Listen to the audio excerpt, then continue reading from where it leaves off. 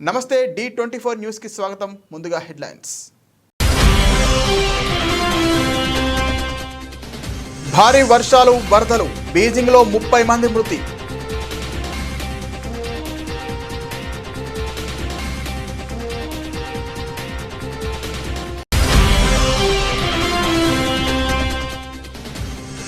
నేడు రాజ్యసభలో ఆపరేషన్ సింధూర్ పై చర్చ.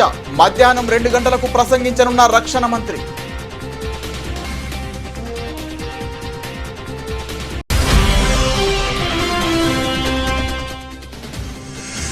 దైనిక్ జాగరణ్ కు వ్యాసం రాసిన సోనియా గాంధీ. గాజా సంక్షోభంపై మోదీ మౌనాన్ని తప్పుపట్టిన సోనియా.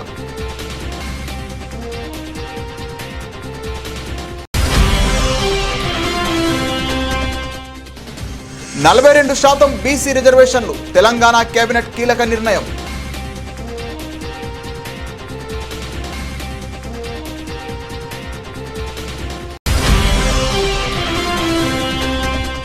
అల్వాల్ సర్కిల్ పరిధిలోని ఎంఆర్ఓ కార్యాలయంలో కళ్యాణ లక్ష్మి, షాదీ ముబారక్ చెక్కులను అందజేసిన మల్కజ్గిరి ఎమ్మెల్యే మర్రి రాజశేఖర్ రెడ్డి.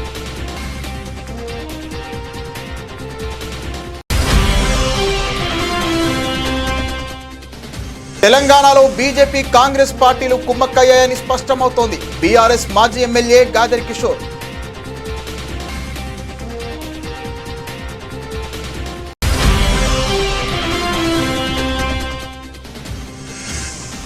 లగచర్ల రైతులకు కోర్టు హాజరు నుండి ఊరట. కోర్టు నుండి సమన్లు వచ్చిన తర్వాత రావాలని ఉత్తర్వుల్లో పేర్కొన్న జడ్జి.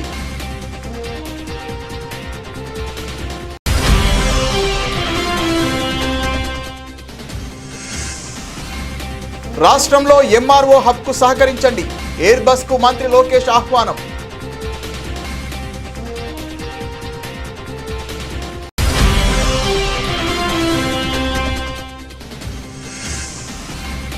టువాస్ పోర్టును సందర్శించిన చంద్రబాబు. దాదాపు 2 గంటల పాటు టువాస్ పోర్టును సందర్శించిన సీఎం.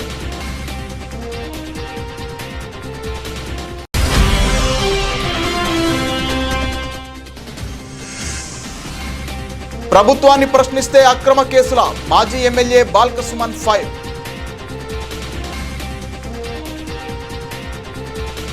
ఉత్తర చైనాలో భీకర వర్షాలు కురుస్తున్నాయి. దీంతో బీజింగ్లో వరదలు ముంచెత్తుతున్నాయి. గత వారం రోజుల నుండి వర్షాల వల్ల 30 మంది మృతి చెందారని అధికారులు పేర్కొన్నారు. బీజింగ్లో అధికారులు హైయెస్ట్ ఫ్లడ్ ఎమర్జెన్సీ అలర్ట్ జారీ చేశారు. ఇప్పటి వరకు 80,000 మందిని సురక్షిత ప్రాంతాలకు తరలించారు.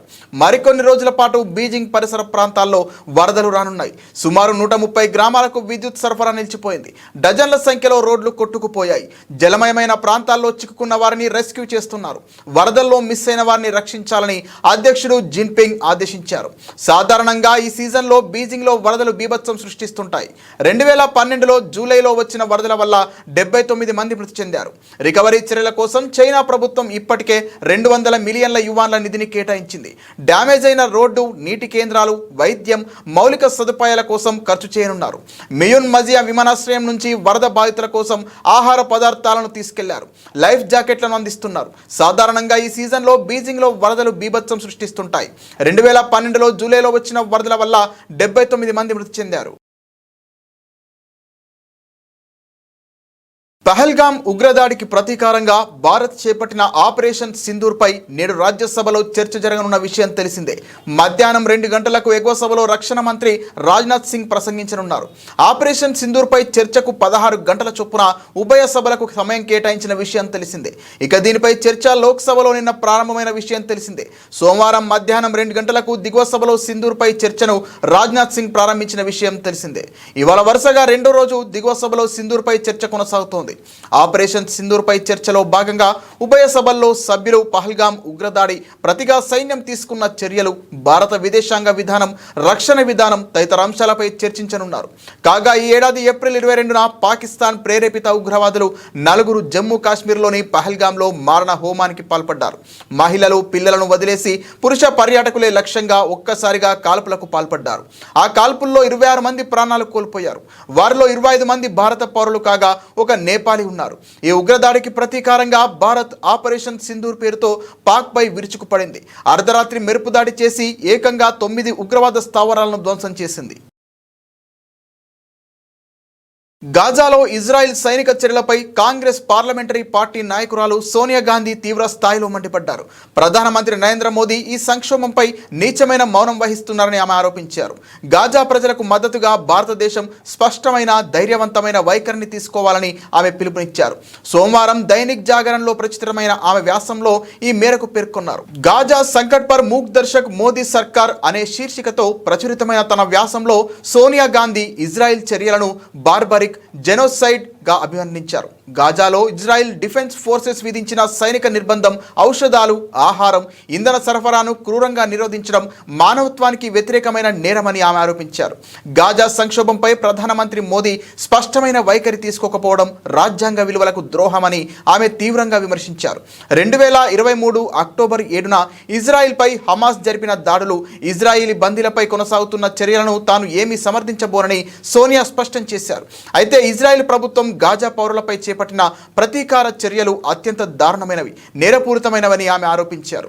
గత 2 ఏళ్లలో గాజాలో 55,000 మంది పౌరులు, అందులో 17,000 మంది పిల్లలు మరణించారని, చాలా వరకు నివాస భవనాలు ధ్వంసమయ్యాయని, గాజా సామాజిక వ్యవస్థ పూర్తిగా శిథిలమైందని ఆమె ఆవేదన వ్యక్తం చేశారు. 1974లో ఇందిరాగాంధీ నాయకత్వంలో పాలస్తీన్ లిబరేషన్ ఆర్గనైజేషన్ను పాలస్తీనియన్ ప్రజల ఏకైక చట్టబద్ధమైన ప్రతినిధిగా గుర్తించిన మొదటి అరబేతర దేశంగా భారత్ నిలిచిందని సోనియా గుర్తు చేశారు.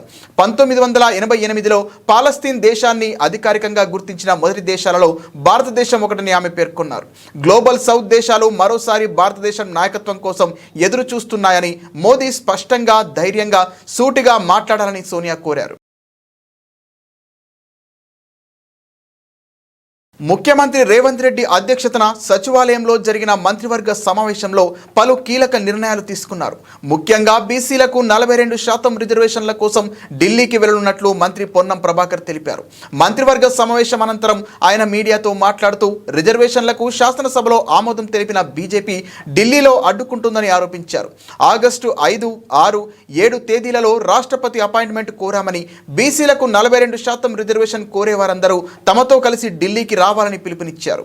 బీజేపీ, బీఆర్ఎస్ సహా రాష్ట్రంలోని అన్ని పార్టీలలో ఉన్న బీసీ నాయకులు బీసీ రిజర్వేషన్ల కోసం సహకరించాలని కోరారు. న్యాయపరమైన చిక్కులు లేకుండా రాష్ట్రంలో కులగణన చేశామని అన్నారు. ఎన్నికలు ఆలస్యమైతే స్థానిక సంస్థల నిధులకు చాలా ఇబ్బంది అవుతోందని ఆయన పేర్కొన్నారు. ముఖ్యమంత్రి గారు కేబినెట్ కూడా నిర్ణయం చేసినాం. ఆగస్టు 5, 6, 7 3 రోజులు గౌరవ ముఖ్యమంత్రి గారు అపాయింట్మెంట్ అడుగుతా ఉన్నారు. గౌరవ పార్లమెంటు ప్రతిపక్ష నాయకులు అపాయింట్మెంట్ అడుగుతారు. గౌరవ రాజ్యసభ ప్రతిపక్ష నాయకుడు కూడా రాష్ట్రపతి గారు అపాయింట్మెంట్ అడిగి దేశంలో ఉన్నటువంటి కాంగ్రెస్ పార్టీ మిత్రపక్షాలతో సహా 100 మంది ఎంపీల పైన, రాజ్యసభ సభ్యులతో సహా తెలంగాణలో ఉన్నటువంటి ప్రతి శాసనసభ్యుడు, శాసనమండలి సభ్యుడు,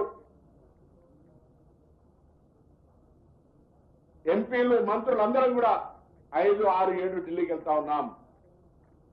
తెలంగాణలో ఉన్నటువంటి బీసీ మేధావులు, బీసీల నాయకులు, కుల సంఘాల నాయకులు ఆనాడు ఏ జాయింట్ యాక్షన్ కమిటీ వేసుకొని తెలంగాణ ఉద్యమం కొరకు పోరాడినో ఇవాళ ఇది ఒక కీలకమైనటువంటి దశ. గ్రామీణ ప్రాంతాల్లో మనకు వచ్చేటువంటి 42% రిజర్వేషన్ కాపాడుకోవడానికి, అమలు చేసుకోవడానికి ఒక అవకాశాన్ని వినియోగించుకునే బాధ్యత క్షేత్రస్థాయిలో ఉన్నటువంటి అన్ని కుల సంఘాలది, బీసీ సంఘాలది, బీసీ మేధావులది. మా చిత్తశుద్ధితో మేము ఉన్నాం. ఎక్కడ కూడా 1% డివేట్ కాకుండా మా ముఖ్యమంత్రి గారు అనేక సందర్భాల్లో ఎన్ని విమర్శలు వచ్చినా, ఎవరిని చెప్పినా ఉప ముఖ్యమంత్రి గారు, సబ్ కమిటీ చైర్మన్, పిసిసి అధ్యక్షులు అందరూ కూడా టోటల్ క్యాబినెట్ మా నాయకత్వం రాహుల్ గాంధీ గారు మాట ఇచ్చినారు, దాన్ని అమలు చేయాలని. అల్వాల్ సర్కిల్ పరిధిలోని ఎంఆర్ఓ కార్యాలయంలో కళ్యాణ లక్ష్మి, షాదీ ముబారక్ చెక్కులను అందజేసిన మల్కజ్గిరి ఎమ్మెల్యే మర్రి రాజశేఖర్ రెడ్డి. ఈ సందర్భంగా ఎమ్మెల్యే మాట్లాడుతూ బీఆర్ఎస్ ప్రభుత్వం ప్రవేశపెట్టిన కళ్యాణ లక్ష్మి, షాదీ ముబారక్ చెక్కుల పథకాన్ని కాంగ్రెస్ ప్రభుత్వం ప్రజలకు అందజేయడం సంతోషకరమని, కాంగ్రెస్ ప్రభుత్వం ఇచ్చిన హామీ తులం బంగారం కూడా కళ్యాణ లక్ష్మిలో, షాదీ ముబారక్లో చేర్చి ప్రజలకు అందించే ప్రయత్నం చేయాలని ఎమ్మెల్యే మర్రి రాజశేఖర్ రెడ్డి కోరారు. ఈ కార్యక్రమంలో స్థానిక కార్పొరేటర్లు, బీఆర్ఎస్ పార్టీ నాయకులు, కార్యకర్తలు తదితరులు పాల్గొన్నారు. అల్వాల్ మండల కార్యాలయంలో పెద్ద ఎత్తున జరుగుతుంది. సుమారు 64 చెక్కులు లబ్ధిదారులకు అందజేయడం జరిగింది. ఇక్కడికి పెద్ద ఎత్తున పార్టీ కార్యకర్తలు, లీడర్లు, అదేవిధంగా 134 డివిజన్ కార్పొరేటర్ శాంతి శ్రీనివాస్ రెడ్డి గారు మరియు 135 డివిజన్ మా సబితక్క గారు ఇక్కడికి వచ్చారు. వీళ్ళందరి సమక్షంలో ఈ చెక్కులను లబ్ధిదారులకు ఇవ్వడం జరిగింది. ఇది కేసీఆర్ గారు ఆయన ముఖ్యమంత్రిగా ఉన్నప్పుడు ఇవాళ ప్రతి ఒక్క ఆడబిడ్డ వాళ్ళ బిడ్డల పెళ్లిళ్ళు చేయాలనుకున్నప్పుడు ఇబ్బంది పడొద్దు అనే ఉద్దేశంతో దీన్ని ప్రవేశపెట్టి దీన్ని ముందుకు తీసుకుపోతున్న తరుణంలో అదేవిధంగా ఇప్పుడు వచ్చిన కాంగ్రెస్ ప్రభుత్వం కూడా దీన్ని ముందుకు తీసుకుపోతున్నందుకు సంతోషంగా ఉంది. వాళ్ళు చెప్పినట్టు కూడా కాంగ్రెస్ ప్రభుత్వం అధికారంలోకి వచ్చేందుకు ప్రజలకు ఒక హామీ ఇవ్వడం జరిగింది. దాంట్లో ఏంటంటే కళ్యాణ లక్ష్మి చెక్కుతో పాటు తులం బంగారం కూడా ఇస్తామని వాళ్ళు చెప్పిండ్రు. దయచేసి ముఖ్యమంత్రి గారిని విన్నవించుకుంటున్నా, దయచేసి ఆ తులం బంగారం కూడా ఈ యొక్క ఆడబిడ్డలకు మనం కల్పించగలిగితే అది పుణ్యం అవుతుందని చెప్పేసి నేను వాళ్ళకు కూడా తెలియజేసుకుంటూ అందరికీ ప్రత్యేకంగా ఈ యొక్క మీటింగ్ ని అద్భుతంగా ఆర్గనైజ్ చేసిన మా ఎంఆర్ఓ గారికి కూడా రాష్ట్రంలో కాంగ్రెస్ బీజేపీ కలిసి చేస్తున్న నాటకాలను తెలంగాణ ప్రజలు గుర్తించాలి. ప్రతిపక్ష పార్టీ అంటే ప్రభుత్వ పార్టీని ప్రశ్నించాలి, కానీ తెలంగాణ బీజేపీ నాయకులు మాత్రం బీఆర్ఎస్ పార్టీని ప్రశ్నిస్తున్నారు. గోదావరి జలాల గురించి ఒక్క కాంగ్రెస్ ఎంపీ మాట్లాడు, ఒక్క బీజేపీ ఎంపీ మాట్లాడు. బండి సంజయ్కి ఎలాగో చదువు రాదు కాబట్టి స్పందించాడు. తెలంగాణలో బీజేపీ కాంగ్రెస్ పార్టీలు కుమ్మక్కయ్యాయని స్పష్టమవుతోంది. సీఎం రమేష్ ఇంకోసారి పిచ్చి పిచ్చిగా మాట్లాడితే నీ తోడకలు తీస్తాం. సీఎం రమేష్ అనేటోడు ఒక బ్రోకర్ గాడు. కేటీఆర్ గారి గురించి మాట్లాడితే నువ్వు హైదరాబాద్ వచ్చినప్పుడు నీ తోడ్కలు తీస్తా, చంద్రబాబు బూట్టు నాక్కుంటా, బీజేపీ అధికారంలోకి రాగానే నన్ను ఎక్కడ జైల్లో పెడతారో అని భయపడి మోదీ సంకల కూసున్న ఒక బ్రోకర్ గాడు కేటీఆర్ గురించి మాట్లాడుతున్నాడని బీఆర్ఎస్ మాజీ ఎమ్మెల్యే గాదర్ కిషోర్ మండిపడ్డారు. మనం ఒకటే ఆలోచన చేయాలి. ఎక్కడైనా సరే ఒక ప్రభుత్వ పక్షం ఉండి ప్రతిపక్షం ఉంటే ప్రతిపక్ష పార్టీలు కలిసి ప్రభుత్వాన్ని ప్రశ్నిస్తాయి. ఈరోజు బీజేపీ ప్రతిపక్షంలో ఉండి రాష్ట్రంలో ఒక ప్రతిపక్షం గురించి మాట్లాడుతుంది, కేసీఆర్ గారి గురించి, కేటీఆర్ గారి గురించి, బీఆర్ఎస్ పార్టీ గురించి. ఇప్పటి వరకు కాంగ్రెస్ పార్టీ గురించి మాట్లాడరు. అంటే ఏంది ఒప్పందం? గోదావరి జలాల గురించి ఒక మాట బీజేపీ ఎంపీలు మాట్లాడరు, కాంగ్రెస్ ఎంపీలు మాట్లాడరు, నా కిషన్ రెడ్డి మాట్లాడాడు, నా బండి సంజయ్ మాట్లాడు. సంజయ్ గడ్డ చదివేరా, దానికి ఎక్కడ పోతుందో తెలియదు కాబట్టి ఆయన మాట్లాడు. సో దీన్ని ప్రశ్నించాల్సింది వదిలిపెట్టి బీఆర్ఎస్ని ప్రశ్నిస్తున్న అంటేనే మీరు ప్రజల పక్షాన లేరు, ప్రభుత్వాలు రెండు కుమ్మక్క అయిపోయినటువంటి విషయం స్పష్టమవుతున్నది. తస్మాత్ జాగ్రత్త ప్రజల గుర్తుంచుకోరి. దొంగతనంగా గోదావరి జలాలను ఎవరు తరలించకపోయినా ప్రశ్నిద్దాం. రేపు వచ్చే స్థానిక సంస్థల ఎన్నికలలో బీఆర్ఎస్ పార్టీకి పట్టం కట్టి మీరు ప్రశ్నించే పద్ధతిని ఎవరైతే ఉన్నారో ముందుకు సాగుతున్నారో వారికి మద్దతుగా నిలబడండి అని చెప్పేసి తెలియజేస్తా ఉన్నాం. కొడంగల్ మాజీ ఎమ్మెల్యే పట్నం నరేందర్ రెడ్డితో పాటు లగచర్ల రైతులకు కోర్టు హాజరు నుండి ఊరట లభించింది. లగచర్ల ఫార్మా భూసేకరణ విషయంలో అక్రమంగా అరెస్ట్ అయిన కొడంగల్ మాజీ ఎమ్మెల్యే పట్నం నరేందర్ రెడ్డితో పాటు లగచర్ల రైతులకు కోర్టు హాజరు నుండి నాంపల్లి ప్రత్యేక పీడీపీపీ కోర్టు మినహాయింపు ఇచ్చింది. పొలాలకు వెళ్లాల్సిన రైతులు కోర్టుకు రావాల్సి వస్తోందని, దినసరి పనుల నిమిత్తం హాజరు నుండి మినహాయింపు ఇవ్వాలని లాయర్ వాదనలతో మినహాయింపు తీర్పునిచ్చారు. కోర్టు నుండి సమన్లు వచ్చిన తర్వాత రావాలని ఉత్తర్వులో జడ్జి పేర్కొన్నారు.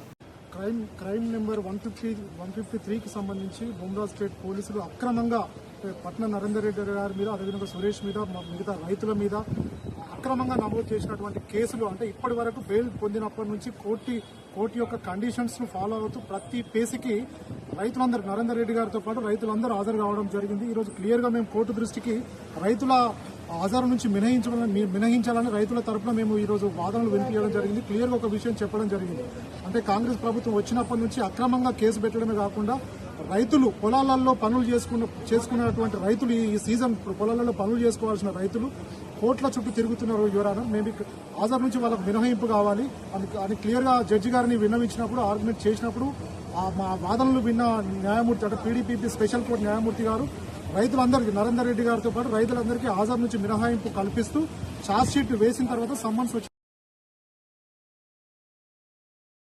సింగపూర్ పర్యటనలో భాగంగా రాష్ట్ర మంత్రి లోకేష్ పారిశ్రామిక దిగ్గజ సంస్థల ప్రతినిధులను కలిశారు. ఆంధ్రప్రదేశ్లో తమ సంస్థలను ఏర్పాటు చేయడం ద్వారా రాష్ట్ర అభివృద్ధిలో భాగస్వామ్యం కావాలని వారిని ఆహ్వానించారు.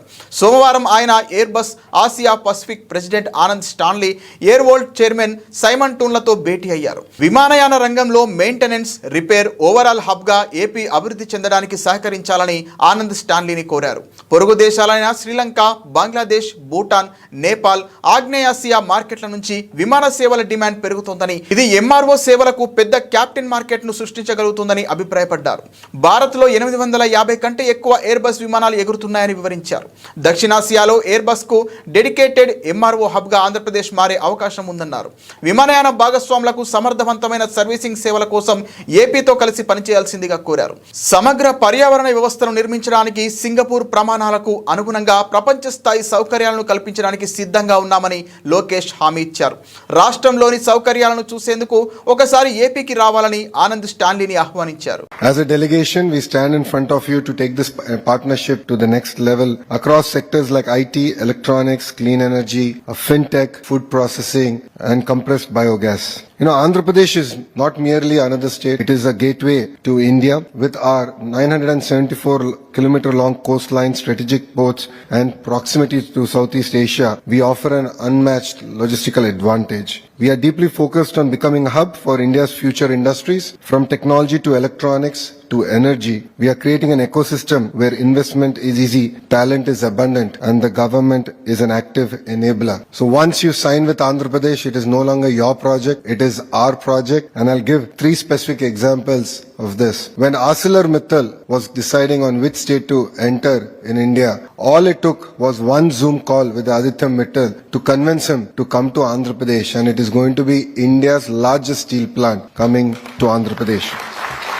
Second example, my dear friend Karan is amongst the audience. We spoke in depth about data centers, and when one of the companies actually required policies changes at the federal level, it was the Honorable Chief Minister Mr. Naidu who led that change from the front, and it will be one of the largest investments in that data center sector that India has ever seen, and we'll be announcing that soon. And a third example I like to share is in renewable energy space. ReNew is one of the larger players in the renewable energy space, and I had an opportunity to meet Sinha ji at the ground laying ceremony for his power project. That was a hybrid project which had solar, wind, and battery energy storage system. But after that foundation stone, we shook hands with an understanding that he will make Andhra Pradesh his second home, and we followed it up by a WhatsApp message that now got him to invest in terms of manufacturing facilities in the state of Andhra Pradesh. So once you sign with us, it's no longer your project, it will be our project, and we will lead. రెండో రోజు Singapore పర్యటనలో భాగంగా ముఖ్యమంత్రి చంద్రబాబు నాయుడు ఆ దేశం నిర్మిస్తున్న ప్రతిష్టాత్మక Tuas పోర్టును సందర్శించారు. ఆసియాలోనే రెండో అతిపెద్ద కంటైనర్ టెర్మినల్ పోర్టుగా టువాస్ పోర్టును సింగపూర్ ప్రభుత్వం నిర్మిస్తోంది. రాష్ట్రంలో పెద్ద ఎత్తున తీర ప్రాంతం ఉందని, తీర ప్రాంతం ఆధారంగా పెద్ద ఎత్తున పెట్టుబడులు ఆకర్షించాలని కూటమి ప్రభుత్వం ఆలోచన చేస్తోంది. దీంట్లో భాగంగా రాష్ట్రంలో పోర్టుల అభివృద్ధికి, పోర్టు ఆధారిత పరిశ్రమల ఏర్పాటుకు ప్రభుత్వం పెద్దపీట వేస్తోంది. ఈ క్రమంలో సింగపూర్ ప్రభుత్వం నిర్మిస్తున్న అతిపెద్ద టువాస్ పోర్టును సీఎం బృందం సందర్శించి అధ్యయనం చేసింది. టువాస్ పోర్టు సందర్శనలో భాగంగా port of Singapore authority regional CEO విన్సెంట్తో సీఎం చంద్రబాబు భేటీ అయ్యారు. పోర్టు నిర్మాణం మొదలుకొని పోర్టు నిర్వహణ, కార్యకలాపాలు వంటి అంశాలపై టువాస్ పోర్టు అధికారులతో చంద్రబాబు బృందం చర్చించింది. పోర్టు కార్యకలాపాల నిర్వహణలో ఎలాంటి సాంకేతిక అంశాలను ఏ విధంగా వినియోగిస్తున్నారనే అంశంపై ఆరా తీసిన చంద్రబాబు టువాస్ పోర్టులోని ఆర్టిఫిషియల్ ఇంటెలిజెన్స్తో కూడిన ఆటోమేషన్ వ్యవస్థను పరిశీలించారు. అతిపెద్ద కంటైనర్ టెర్మినల్ పోర్టు నిర్మాణానికి ఎంత ఖర్చు అయింది, ఎన్ని విడతల్లో టువాస్ పోర్టు నిర్మాణం చేపడుతున్నారనే అంశాలను సీఎం అడిగి తెలుసుకున్నారు. మొత్తంగా 1.70 లక్షల కోట్ల వ్యయంతో టువాస్ పోర్టు నిర్మాణం చేపడుతున్నట్లు పోర్టు అథారిటీ సీఈఓ విన్సెంట్ చెప్పారు. 4 విడతలుగా పోర్టును నిర్మించాలని తమ ప్రభుత్వం ప్రణాళికలు సిద్ధం చేసిందని విన్సెంట్ పేర్కొన్నారు. Today I can say very proudly, India is having so many advantages. I came to Singapore this time to straighten the record also. Recently, we had even government of Singapore, they had some unpleasant things. For all these things, it is my duty to come here to straighten the record with government of Singapore. I am very happy. Today I met minister. Even I used to quote always. I try to collect some information sometimes. People are saying Singapore is integrity is very high, there is no corruption. I challenge my people also. I want to test it. Even taxi driver you offer tip, they won't take in Singapore. That is the integrity of Singapore nation. I really appreciate. That is where I am admiring this country. Small island. If you say today, any best practices are all coming from Singapore. Even not now, 1995, when I became first time chief minister, at that time I promoted technology in a big way, IT. Even Singapore used to promote technology, and then with Singapore in high-tech cities, some developments we have done. And also I requested at the time to build one city in Singapore, in Hyderabad, near Uppal. Government of Singapore has built, their companies has built Singapore township itself. That is the credibility. Again, when 2014 elections, bifurcation has happened in Andhra Pradesh. I was the long tenure chief minister at that time, 9 years chief minister combined state, that is the record. 10 years opposition leader, state was bifurcated. Then we didn't have any capital. I promised to the people, I am going to build city just like Singapore. That is my commitment. I will build. ప్రభుత్వాన్ని ప్రశ్నించిన BRS నేతలపై అక్రమ కేసులు పెట్టడం దుర్మార్గమని మాజీ MLA Balka Suman ఆగ్రహం వ్యక్తం చేశారు. ఇటీవల బీఆర్ఎస్వి సమావేశంలో యూనియన్ అధ్యక్షుడు గెల్లు శ్రీనివాస్ సతీమణిపై అక్రమ కేసు పెట్టారంటూ కేటీఆర్ చేసిన ఆరోపణలను జూబ్లీహిల్స్ ఠాణా ఎస్హెచ్ఓ ఖండించడం శోచనీయమని పేర్కొన్నారు. బిఎన్ఎస్ సెక్షన్ 109 కింద కేసు పెట్టినట్లు ఆమెకు ఇచ్చిన నోటీసుల్లో పేర్కొన్న పోలీసులు బుకాయించడం ఎంతవరకు సమంజసమని ప్రశ్నించారు. బిఎన్ఎస్ సెక్షన్ 109 అంటే హత్యాయత్నం కేసు కాదా అని నిలదీశారు. జూబ్లీహిల్స్ పోలీసులు వాస్తవాలను మరుగున పెట్టి ప్రజలను తప్పుదోవ పట్టిస్తున్నారని ఆరోపించారు. సోమవారం ఆయన తెలంగాణ భవన్ మీడియాతో మాట్లాడుతూ రాష్ట్రంలో కొందరు పోలీసులు సీఎం రేవంత్ రెడ్డి ప్రైవేట్ సైన్యంలా పనిచేస్తున్నారని విమర్శించారు.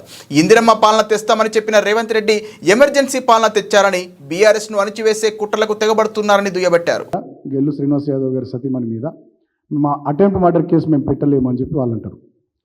ఇది 16వ తేదీ నాడు పోలీసులు పోలీస్ స్టేషన్కు వచ్చి విచారణకు సంబంధించి హాజరు కావాలని చెప్పి ఇచ్చినటువంటి నోటీస్ ఆఫ్ అపియరెన్స్ గెల్లు శ్వేత గారికి. దీంట్లో చాలా క్లియర్గా వాళ్ళు ఏం చెప్పారంటే, in complaints with the orders of the honourable high court of Telangana so and so date A notice under section 35(3) BNSS was issued to you on 14/7/2025 in connection with crime number 441/2025 registered at Jubilee Hills Police Station under sections 331 subsection 5, 331 subsection 7, 109 subsection 1 ఇంకా చాలా sections దీంట్లో ఉన్నాయి, appearance నోటీస్లో ఉన్నాయి. ఇప్పుడు వాళ్ళు నిన్న release చేసినటువంటి స్టేట్మెంట్లోనేమో clarification on allegations made by Shri KT Rama Rao MLA Sircilla and BRS working president regarding police action on FIR number 441/2025 Jubilee Hills police station అని చెప్పి వాళ్ళు ఒక క్లారిఫికేషన్ రిలీజ్ చేశారు. వాళ్ళు రిలీజ్ చేసినటువంటి క్లారిఫికేషన్లో కూడా చాలా క్లియర్గా 238 BNS was invoked against Srimati Shweta. No attempt to murder charges have been applied against Srimati Shweta as she was not present at the scene of the offence and had no direct role in the act of violence అని చెప్పి నిన్న release చేసినటువంటి దాంట్లోనేమో ఈ రకంగా చెప్పారు statement. వాళ్ళు ఇచ్చినటువంటి notice for appearance దాంట్లోనేమో చాలా క్లియర్గా ఈ సెక్షన్స్ మెన్షన్ చేస్తూ చెప్పినారు. మరి 109 సెక్షన్ ఇది భారతీయ న్యాయ సంహిత 2023 బుక్. దీంట్లో చాలా క్లియర్గా 109 సెక్షన్ ఏంటంటే అటెంప్ట్ టు మర్డర్. గతంలో ఇండియన్ పోలీస్ కోడ్ 1860 యాక్ట్ ప్రకారం అప్పుడు 307 సెక్షన్ ఉండే. ఇప్పుడు ఈ భారతీయ న్యాయ సంహిత 2023 వచ్చిన తర్వాత 109 సెక్షన్ అటెంప్ట్ టు మర్డర్గా మార్చబడ్డది. కాకాని గోవర్ధన్ రెడ్డిపై కూటమి ప్రభుత్వం 17 అక్రమ కేసులను బనాయించింది. 2 మాసాలుగా వరుస ఛార్జిషీట్లు వేస్తూ కక్ష సాధింపు చర్యలు చేస్తోంది. కాకానిని పరామర్శించేందుకు నెల్లూరు వెళ్లడానికి వైఎస్ జగన్కు హెలికాప్టర్ పర్మిషన్ ఇవ్వకుండా చంద్రబాబు ప్రభుత్వం కుట్రలు పన్నింది. చివరకు హెలికాప్టర్ పర్మిషన్ ఇచ్చినప్పటికీ దేశంలో ఎక్కడ లేని ఆంక్షలు విధిస్తోందని ఎమ్మెల్సీ పర్వతిరెడ్డి చంద్రశేఖర్ రెడ్డి అన్నారు. జైలుకు పక్కనున్నటువంటి ఒక అడవిలో హెలిప్యాడ్ని చూపించి, ఇక్కడ మీరు ల్యాండ్ కావాలా, పక్కనే ఉన్నటువంటి జైల్లో గోవర్ధన్ రెడ్డి గారిని పరామర్శించి మళ్ళీ వెంటనే మీరు హెలికాప్టర్ ద్వారా తిరిగి వెళ్ళాలా అని చెప్పి ఆ రోజు చెప్పడం కూడా జరిగింది. అయితే అది ఎట్లాంటి పరిస్థితుల్లో సాధ్యం కాదు. సో పబ్లిక్ని జగన్మోహన్ రెడ్డి గారిని చూడడానికి రావడం కానీ ఇవన్నీ కూడా జరుగుతాయి. సో ఆ ప్లేస్ని కూడా 1 డే లోపల హెలిప్యాడ్ని తయారు చేయడం కూడా సాధ్యం కాదని చెప్పి ఆ రోజు నిరాకరించడం కూడా జరిగింది. అయితే ఎట్టకేళ్ళకి ఈరోజు మరి 2 దురదృష్టకరణ సంఘటనలు జరగడం కానీ, అలానే నెల్లూరులో జరుగుతున్నటువంటి పరిణామాలు కూడా విపరీతమైనటువంటి స్థాయిలో ఉండడం, వీటన్నిటిని చూసిన తర్వాత జగన్మోహన్ రెడ్డి గారు రేపు 31వ తారీఖున అంటే గురువారం రోజు నెల్లూరుకి రావాలని గోవర్ధన్ రెడ్డి గారిని ములాఖతు ద్వారా పరామర్శించి అక్కడి నుంచి ప్రసన్న కుమార్ రెడ్డి గారి ఇంటికి వచ్చి అక్కడ జరిగినటువంటి తీరుని దాన్నంతా కూడా తెలుసుకోవడం కానీ ఆ కుటుంబ సభ్యులను పరామర్శించడం కానీ చేయాలన్న ఆలోచనతో రేపు 31వ తారీఖున అంటే గురువారం రోజున ఉదయం 10 గంటలకి హెలికాప్టర్ ద్వారా రావడం కూడా జరుగుతూ ఉంది. అయితే ఈ సందర్భంగా చాలా దురదృష్టం అనే చెప్పాలా, విపరీతమైనటువంటి ఆంక్షలు నిన్నటి నుంచి అధికారులు పాపం వాళ్ళని కూడా మనం ఏం మాట్లాడడానికి లేదు, వాళ్ళకే అర్థమవుతా ఉంది వాళ్ళు చెప్పేటి సాధ్యం కాదు. ఇవి ఎక్కడా కూడా ఇప్పటికీ మన ఆంధ్ర రాష్ట్రంలో కానీ ఎక్కడా కూడా ఇటువంటి ఆంక్షలు పెట్టినటువంటి చరిత్ర ఎక్కడ కూడా ఉండదు. అయితే వారికి కూటమి ప్రభుత్వం నుంచి వచ్చినటువంటి ఒత్తిడి కారణంగా ఆ ఆంక్షలు పెట్టడం కూడా జరుగుతూ ఉంది. రాత్రి రోజున అధికారులు వచ్చి రాత్రి 10 గంటలకు పైన సమయంలో ఒక నోటీస్ ఇవ్వడానికైతే ప్రయత్నించినారు. ఇందులో ఏముంది అంటే ఈ నోటీసులో జగన్మోహన్ రెడ్డి గారితో కేవలం 3 వెహికల్స్ మాత్రమే ఉండాలా అని, అదేవిధంగా జగన్మోహన్ రెడ్డి గారు వచ్చినప్పుడు హెలిప్యాడ్ దగ్గర కానీ ములాఖత్కి వెళ్ళేటప్పుడు 10 మంది మాత్రమే జగన్మోహన్ రెడ్డి గారితో ఉండాలా అని. అలానే 3వ పాయింట్ ప్రసన్న కుమార్ రెడ్డి గారి ఇంటికి వచ్చినప్పుడు అసలు అక్కడ గ్యాదరింగే ఉండకూడదు, అంటే ఒక్కరు కూడా అక్కడ ఉండకూడదు అని. అసలు ఈ 3 సాధ్యమవుతాయా? జగన్మోహన్ రెడ్డి గారితో కేవలం 3 వెహికల్స్ మాత్రమే 3 కార్లు మాత్రమే అలో చేస్తామంటే ఎక్కడైనా మనం చూసినామా ఇట్లాంటి పరిస్థితి? అదేవిధంగా జగన్మోహన్ రెడ్డి గారు హెలిప్యాడ్లో దిగిన తర్వాత అక్కడి నుంచి ములాఖత్కి వెళ్ళేది దాకా కూడా కేవలం 10 మంది మాత్రమే ఆయనతో పాటు ఉండాలా అంటే అసలు ఏంటి మన ఆంధ్ర రాష్ట్రంలో ఏం జరుగుతూ ఉంది? ఈరోజు ప్రతి ఒక్కరు కూడా ఆశ్చర్యంగా చూస్తారు. దేశీయ పారిశ్రామిక రంగాన్ని నిస్తేజం ఆవరించింది. ఈ ఏడాది మొదలు పారిశ్రామికోత్పత్తి క్షీణిస్తుంది. మార్చి నుండి క్రమేణా పడిపోతున్న వృద్ధి రేటు గత నెల దాదాపు ఏడాది కనిష్టాన్ని తాకింది. జూన్లో 10 నెలల కనిష్ట స్థాయిని సూచిస్తూ పారిశ్రామికోత్పత్తి సూచి ఐఐపి 1.5%కే పరిమితమైందని సోమవారం విడుదలైన అధికారిక గణాంకాల్లో తేలింది. గత ఏడాది ఆగస్టు తర్వాత ఈ స్థాయిలో ఉత్పాదక వృద్ధి నమోదు కావడం ఇదే తొలిసారి. ఇక నిరుడు జూన్లో 4.9% వృద్ధిని ఐఐపి చూపింది. గనులు, విద్యుత్ రంగాల్లో ఉత్పాదకత డీలా పడింది. అయితే దేశ ఆర్థిక ప్రగతికి రథచక్రాలైన ఈ 2 రంగాల్లో మందగమనం ఇలాగే కొనసాగితే మొత్తం జీడిపి వృద్ధిని అది ప్రభావితం చేస్తోందన్న ఆందోళనలు ఇప్పుడు కనిపిస్తున్నాయి. ఏడాది క్రిందటితో పోల్చితే ఈ జూన్లో గనుల రంగంలో ఉత్పత్తి వృద్ధి రేటు 10.3% నుండి 8.7%కి తగ్గింది. ఫలితంగా విద్యుత్ ఉత్పత్తిపై పెద్ద ఎత్తునే ప్రభావం పడింది. పోయినసారి జూన్లో దేశీయ విద్యుత్ ఉత్పత్తిలో 8.6% వృద్ధి నమోదైంది. కానీ ఈ జూన్లో 2.6%గానే ఉంది. ఇప్పటికీ దేశంలో విద్యుత్ అవసరాలకు అత్యధికంగా తీరేది బొగ్గు ద్వారానే. దీంతో తగ్గిన బొగ్గు ఉత్పత్తి ప్రభావం వెంటనే విద్యుత్ తయారీపై కనిపించిందని విశ్లేషకులు పేర్కొంటున్నారు. బులెటిన్ ముగించే ముందు హెడ్లైన్స్ మరోసారి. భారీ వర్షాలు, వరదలు, బీజింగ్లో 30 మంది మృతి.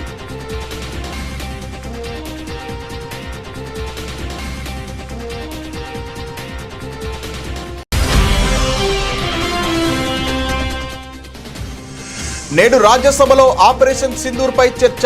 మధ్యాహ్నం 2 గంటలకు ప్రసంగించనున్న రక్షణ మంత్రి.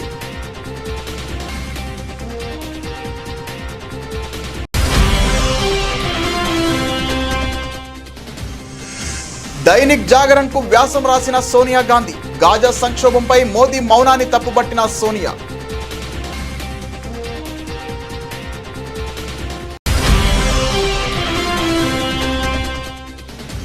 42% బీసీ రిజర్వేషన్లు. తెలంగాణ కేబినెట్ కీలక నిర్ణయం.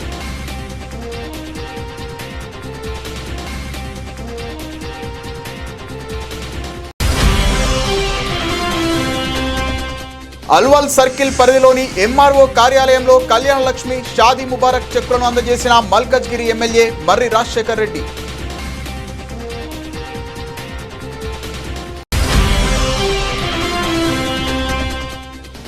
తెలంగాణలో బీజేపీ, కాంగ్రెస్ పార్టీలు కుమ్మక్కయ్యాయని స్పష్టమవుతోంది. బీఆర్ఎస్ మాజీ ఎమ్మెల్యే గాజర్ కిషోర్.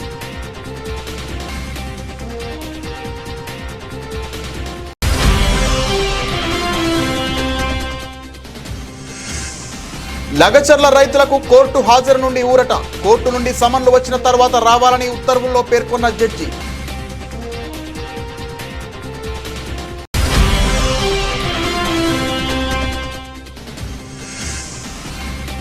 రాష్ట్రంలో ఎంఆర్ఓ హబ్కు సహకరించండి. ఎయిర్ బస్ కు మంత్రి లోకేష్ ఆహ్వానం.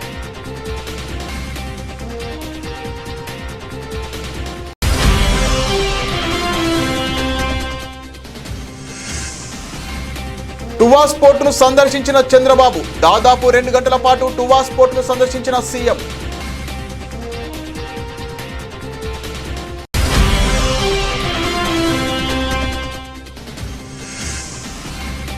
ప్రభుత్వాన్ని ప్రశ్నిస్తే అక్రమ కేసుల మాజీ ఎమ్మెల్యే బాల్క సుమన్ ఫైర్.